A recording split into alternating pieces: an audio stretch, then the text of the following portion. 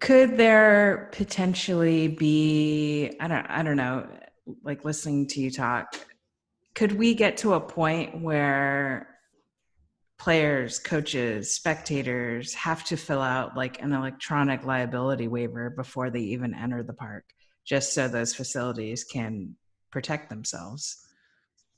Yeah, on this webinar last week, there was a lawyer from UCLA. I can't remember his name. Let me pull it up. Yeah, I was looking at that. Yeah, hang on one sec. It was Stephen Bank. He's the vice dean and professor of business law at UCLA. Like, no big deal. And so, I try, and he has a daughter who plays soccer, he said, so he's like personally invested in this question. His point was that, even with the best liability waiver, if there's a failure to plan on the part of the organization, essentially like meets the criteria of negligence, then that waiver is like out the window, right? And so because we're in this like unprecedented time, it's like hard to really know what is the kind of like expected standard that we should be asking our sport organizations and facilities to adhere to. And so, yeah, some of the points that he had brought up was, that you need to provide a duty of care that's reasonable, and that you need to be attentive to kind of like the local public health recommendations. And if you fail, let's say you're in the part of the country who's still in like phase 1 stay-at-home orders. Even if everyone signed a waiver, you've gone against like kind of you've not met the duty of care if you've kind of gone against your local guidelines, for example. So, are you able to share, or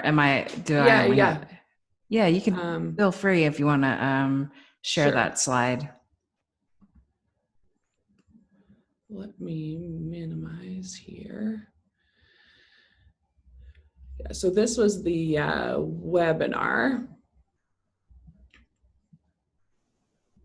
And it's just easier if I view.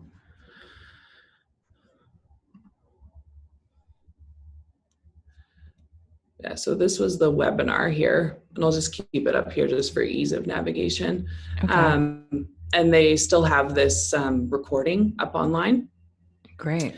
We'll kind of jump around since we're talking about this. So this was one of Stephen's slides, and it's like kind of the question of like, what do you need to do? And so you need to demonstrate that you have kind of been attentive responsive in the way that a reasonable person would exercise caution under the circumstances. So we went into a discussion about what is reasonable. And there are guidelines, but there's no real legal precedence for this. And so, you would be kind of relying on following guidelines from public health departments, your sport governing body, some of national sport organizations.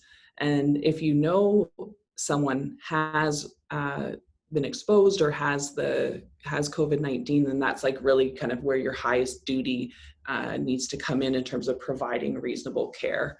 And so your question, Chez, comes to like developing and enforcing protocols. So absolutely, I think a waiver will likely become kind of the norm in sport, but it's not gonna waive you from being negligent or just ignoring local public health stuff, Yeah, this becomes more complicated.